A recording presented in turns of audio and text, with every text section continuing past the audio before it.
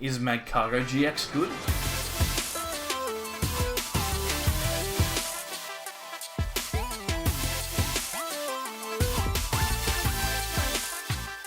Welcome back everyone to more from the Sable Eyes. I'm Mitch, and today we're going to take a look at Magcargo-GX. This is a deck that we profiled in the lead up to Sword and Shield, but one that didn't see a huge amount of hype going into our Oceania International Championships. Actually had 2 placings in Day 2, including 1 top 32, and this is an incredibly good deck. We're taking a look here at the 42nd place list. I've just got the Limitless over here so I can double check. 42nd place, Sean Takamoto from Australia took this particular deck to a successful Day 2 appearance. So without further ado, let's take a look at it. There's nothing quite like a fantastic looking fire list. This one here starring Magcargo-GX with Lava Flow 50 plus the amount of basic energy that you discard from this Pokemon. We need to have 3 on there. We can potentially have many more with things like Crushing Charge, which is its ability. We've got Welder as well. And we can also help ourselves to plenty of energy throughout the game. So Magcargo-GX is our main attacker here. We're going to be trying to utilize this as often as possible to take big tag team knockouts. And we're going to use its little brother, Magcargo, with Smooth Over in support. Smooth Over Magcargo allows us to place any card from our deck on top. It means that we'll be able to grab it next turn, unless we have an ability like Crushing Charge. If we choose to put a Fire Energy there, we can put it straight onto the field of play, which is very strong. Or, if we're even more intelligent, what we can do is we can put a card from the deck that we want, use Oranguru to replace that card with Primate Wisdom. We'll put a Fire Energy from our hand on top of the deck, grab the thing that we want, then use Magcargo-GX to accelerate the energy. And we've also got a card for free, which is pretty strong. We've got a 4-3-2 line of Magcargo, as well as 1 Ditto Prism, which is a pretty solid lineup if you ask me. We also have 3 copies of Oranguru, and this is going to be our core engine to try and get ourselves going.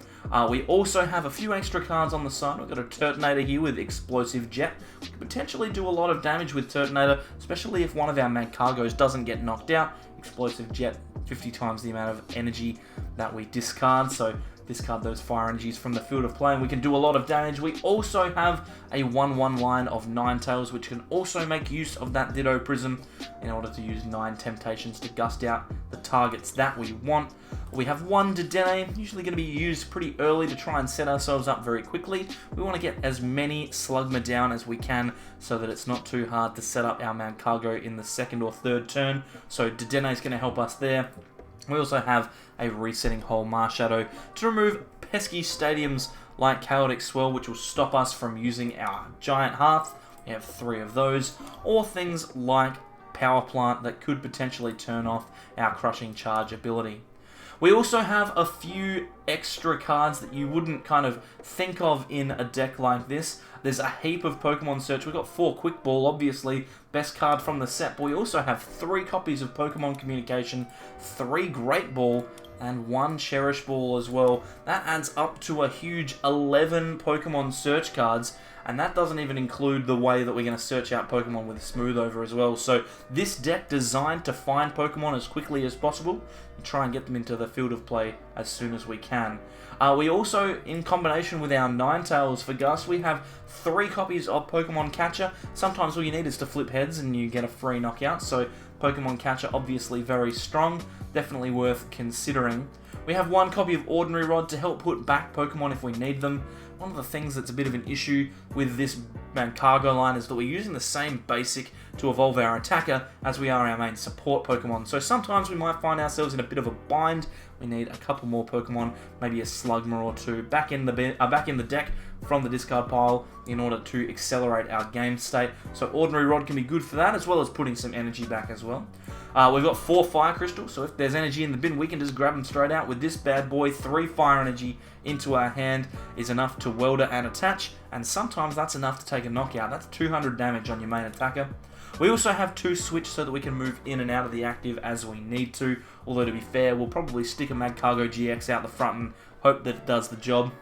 And as when it comes to the rest of the lineup, it's just our supporters. We've got 4 Welder. We need this one, play it every turn if we can, but since we've got the Crushing Charge ability, we can also just use something like Marnie, right? Marnie could be a solid option for us to disrupt our opponent a little bit, give ourselves some extra cards. It draws from the top of the deck and doesn't shuffle, so we can use our Smooth Over to get what we want, and then Marnie into that card if we have to. So it gives us a little bit of flexibility. We don't have to play Welder every turn. We also run 11 Fire Energy, so that we've got enough to attack with, but also we've got plenty to get back from the bin as well. This deck is super cool. It's one of those decks that is teetering on the brink of being really, really strong. There were 2 players that did exceptionally well with it in Melbourne, and hopefully we can do well with it on the ladder. Alright, here we go, some gameplay, and I've stumbled upon a Jordan. How are we doing, Jordan? Not too bad, thank you, Mitch. That's good. We've come to have a chat and take a look at this gameplay from Magcargo. We've won the toss here and electing to go first, and that's one of the good things about Magcargo as a Welder deck. Unlike something like Reshizard, you're not necessarily locking yourself in to having to use Welder every turn. You can use different methods of drawing cards and attaching energy, so you're not so necessarily needing that Welder every turn. Looks like we'll be playing against Mewtwo Welder here. Yeah, that's a deck that needs Welder quite a bit more than Magcargo does usually. That's actually one of the things I love about this Magcargo deck the most is the engine just feels so good. Once you've got it going, you can pretty much pull off whatever you want to do. This Oranguru that we're seeing use the ability right now is just so good for this deck. Yeah, it's really, really strong. I mean, it's not good there where you just get yourself into another Fire Energy, but it's okay. Attaching to the Slugma, now that's a bit of a gamble, putting that in the active there. Obviously, Mew Welder going second could potentially take a knockout with something like a Solgaleo with Turbo Strike, but taking a gamble here, hoping for the best. One of the things that's a bit of an issue with this particular deck is that, I mean, you can attach 4 Fire Energy in a turn with a Magcargo GX, but you need 5 to knock out a Mewtwo, so we'll attach 1 to the active and hopefully it doesn't get knocked out.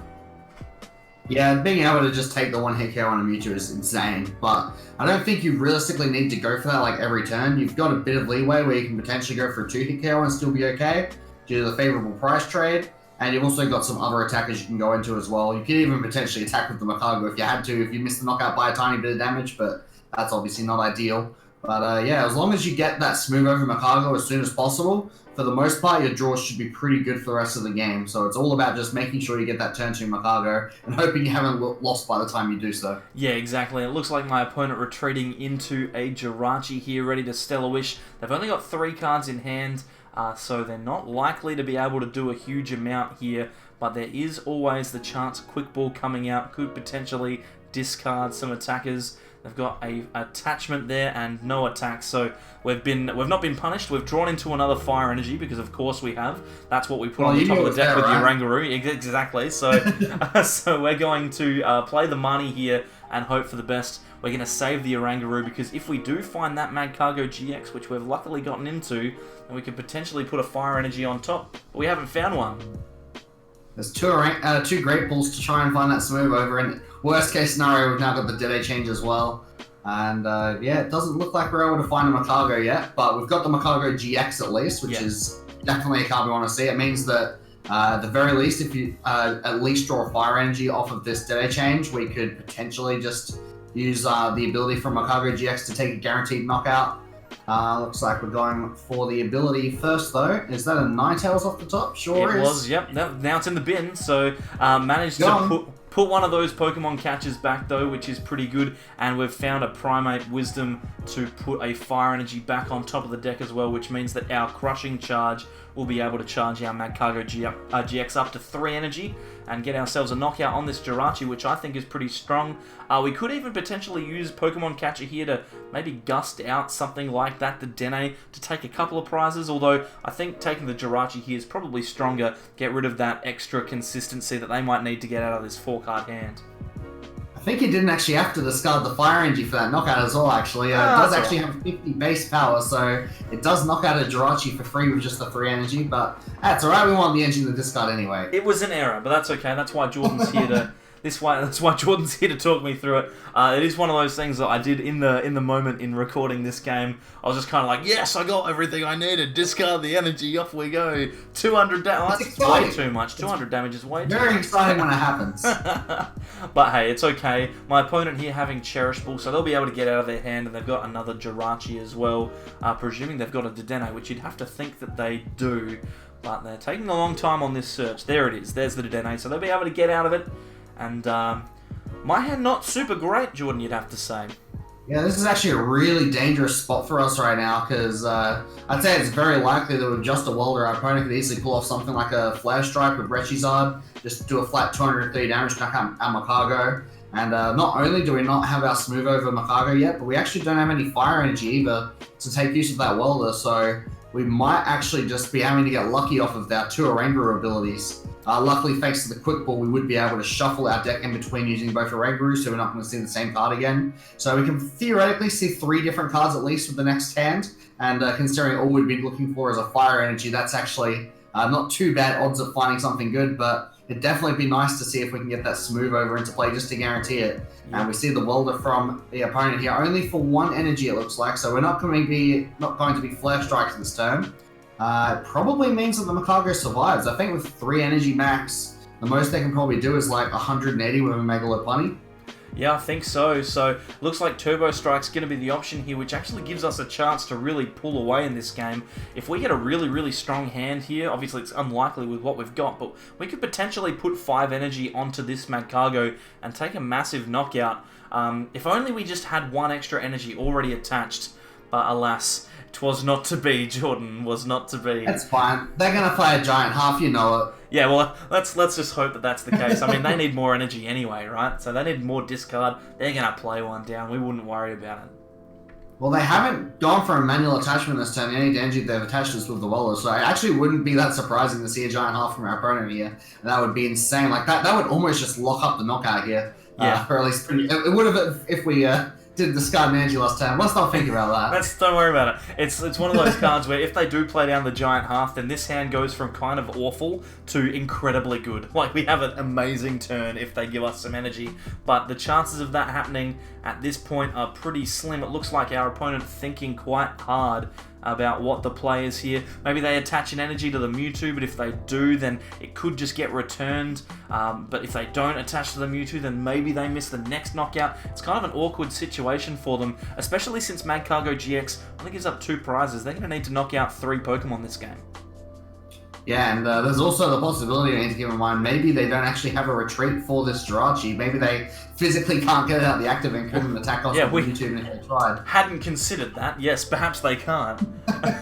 That is always a thing. There's a Psychic Energy onto the Mewtwo though, so an extra attachment here, and they do have a switch, so managing to get out of the active in the end. But like you said before, Jordan, there's not really any attack that's going to come out of this Mewtwo that is really threatening for Magcargo right now. No, I do think that the most they can do is 180 with Megalopunny. They can't even use Mewtwo's GX attack or Reshizard's GX attack to do 200. Not that that would matter anyway, so just going to go for the Turbo Strike there, which doesn't even accelerate energy. So a knockout on this Mewtwo would be... I don't want to say it would steal the game, but it would almost steal the game. It would almost steal the game if only I hadn't used that Quick Ball and had used it to shuffle instead, but alas, I'm an idiot in hindsight, but that's why you're here, Jordan, to tell me all about my dumb decisions. But don't worry, because I'm not going to get punished for it. I'm going to get a Quick Ball off of the Oranguru as well. Perfect. So, perfect play. We're getting this extra attempt. There's a lot of good cards you can find here. Unfortunately, the Smooth Over, which is one of the best cards we could find theoretically, technically wouldn't help out too much here because... obviously, we wouldn't be able to use Oranguru's ability anymore, but Giant Hearth is a pretty busted top deck. That's a solid one. That is a solid one. That's probably one of the best cards we could have seen. That's going to mean that Welder is active. We're going to put 2 energy onto that Magcargo, and we've got another. I would argue it might have been the single best card to draw from the deck. I think it probably was. So very lucky there. Not punished at all. Very lucky. And we've got the Lava Flow here. This time we do have to discard the energy, but I mean, doing 300 damage, I'm happy to discard them, right? Yeah, exactly. I mean, we've still got that Pokemon Catcher, and I'm pretty sure the rest of them are still hanging out in the deck thanks to the monkeys. So we are effectively one Welder away and a Pokemon Catcher from just taking an easy 2 prizes on the bench to Dedenne or a Latios or something like that. And of course, that's only one of the win cons. We could also just blow up a Mewtwo. That's still a possibility. Yeah, exactly. I mean, we can very easily get 4 energy into play, and I mean, we've just top decked a really, well, not top decked, unprized a bunch of really strong cards. They managed to find a Welder, a Pokemon Communication, and a Pokemon to shuffle away. We could potentially just win this game next turn if all things go well. We just need to rely on the Pokemon Catcher flip. If we get that heads, then we can just win. Yeah, not that we have to win next turn. Our opponent is still on 6 prizes. Obviously, they're about to go down to 4 prizes, assuming this Mewtwo does literally anything. And yeah, I mean, they've kind of got to just hope that we have a bad turn and try and just prize rush with that one Mewtwo. It's probably going to be this Mewtwo against the world at this point. And usually that's a pretty good strategy when your opponent doesn't have Magcargo down. But as soon as that smooth over Magcargo comes into play, hoping your opponent bricks for a couple turns isn't realistic. Yeah, exactly. And I mean, the best card that they could possibly get here would be a reset stamp. We still don't have the smooth over, so a reset stamp would really cripple us. Anything other than that, and we're in a position where we can either win the game next turn if we flip heads, or if we flip tails, we can just put ourselves in a position to just win the game, win the turn after. So again, feeling really, really strong here. The fact that we managed to find that hearth off of the Oranguru means that this game has become much easier. Mewtwo will be able to use any attack realistically to get a knockout here. Turbo Strike seems fair. They'll be able to charge up another attacker, although their bench is mainly Dedenne's, so maybe you'd be going to that Latios. So yeah, missing the reset stamp there was huge. If they hit that, then it basically would have come down to whether we find something like a smooth over off of the stamp to 2, because this deck is very vulnerable before it gets smooth over into play. Once it's got it, obviously it's guaranteed to be in a good position, but before then it can be a bit rough. But now we're in a position where it's not that unrealistic that we win this turn. And another kind of interesting thing to note is our opponent is on only 10 cards left in deck, and we do actually have that GX attack with Magcargo that can mill the top 5 cards of our opponent's deck. So if we see our opponent playing something like a Welder next turn, we could realistically even win the game with our GX attack and just deck them out. That is true. We could do that. Like, it's a pretty strong position to be in, to have multiple outs like that. And it's weird because you don't really think of Magcargo GX as being the kind of card that is flexible like that. But hey, we're in a situation where it could come up. We've got the Giant Hearth here to grab 2 more cards. We did flip tails on that catcher, so the game isn't immediately over. But we do have Pokemon Communication. We've got Quick Ball. We've got all sorts of stuff. So I'm thinking here it's probably not a bad idea to get myself maybe that smooth over Magcargo now. We'll shuffle that Vulpix into the deck and then grab that smooth over here, because it means that we can not only get the smooth over, but we can also get the crushing charge Magcargo GX as well. Correct. Unfortunately for us, we did actually bench that Slugma this turn. If we had access to 2 Magcargo GX this turn, we could have potentially gotten really lucky and charged 5 energy onto the active Magcargo to win the game this turn on that Mewtwo. But with only access to 1 Magcargo GX this turn, it's going to make it impossible for us to knock out this Mewtwo in 1 turn, which is fine, because once again, they're still on 4 prize cards. We can just half hit it and then win the game next turn pretty easily. Yep. But certainly would have been nice to try and close it out this turn. It certainly would have, and this is the strength of this Magcargo deck right here. Not only can we grab whatever card we want out of the deck, but we can also make sure that the fire energy goes to the top of the deck to replace it, which guarantees our crushing charge. And it means here that I can set up a play where we've got Welder and Energy in hand. I was trying to guarantee the Welder for next turn, but it turns out I've just got another one on top of the deck anyway. Doesn't matter. And we can also find ourselves in a position where, okay, the Slugma on the bench has an energy, the Magcargo in the active has an energy on it. We'll only get rid of 2 here because we only have to half hit. And it means that realistically, the Welder and the Fire Crystal that we have in hand should win us the game. Yeah, all we would need next turn is to smooth over for 1 more Magcargo GX, so our opponent does have to get a reset stamp this turn to have a chance at this game. Obviously, we know they didn't have it last turn, so there's a good chance they'd have to dig for it. And if they do dig for it, well, they might just lose to that Magcargo GX attack. So yeah, exactly. Definitely a tough position for our opponent here. Not unwinnable, because we did have a bit of a slow start in terms of preparing up our board. So It's certainly not impossible. We could even see our opponent go for a Venom Shot potentially, knock out the Smooth over Magcargo, and a Reset Stamp could be a really strong combo. But once again, they'd still be on 3 prizes. They're just so far away from winning this game still. Yeah, and the worst thing for them is that because Magcargo GX only gives up 2 prizes, not even like a Stinger GX could put them in a position to win this game. They need to do something now, and they're in a very, very awkward spot. They do need that stamp. It's pretty much the only card that I think can give them a chance to stay in this game. They've got the energy onto the active Mewtwo, so they will be able to take a knockout, but the stamp is the important card. Yeah, it sure is. Knocking out the Magcargo and not stamping effectively does nothing, but they are playing a deck that typically, I want to say, plays 2 Reset Stamp. I feel like most of the Welder Mewtwo lists I've seen are playing 2, and there's only 1 in the discard pile right now. So it's pretty likely that our opponent will have access to it, but the question is, do they have a good way to find it? Because they've already got 3 Dedennes on the bench, and even if they didn't, their bench is full. Usually the only supporter is Welder, sometimes like a one-off Magnolia, but once again, the Magnolia would also seal their fate due to only 9 cards left in the deck, so I think they kind of just have to have the Reset Stamp in hand, which they probably don't. They don't have it. There's the Flare Strike, so they'll take the knockout and hope that they can get themselves the game here, but unfortunately for them, we know we've got the Slugma with the energy. We're going to be able to use Magcargo here to put a Magcargo GX on the top of the deck. The key is to make sure that you actually click the buttons in the right order here. We want to use Oranguru, Primate Wisdom. We'll put this Quick Ball on top, doesn't matter. Grab the Magcargo, and the Fire Crystal here pretty much seals up the game. I just noticed, Jordan, you've been out of focus this entire time, so excellent. We're not going to re-record it. You can sit there and look at his blurry face. I don't care. I do apologize. That's all right. It's not your fault. I'm sure it'll come back into focus as we click Lava Flow here. We'll discard all the energy and do 250 damage. Thanks, Jordan, for commentating this one with me. Not a problem. It's always fun to see new decks in the format, and yeah, definitely worth a play.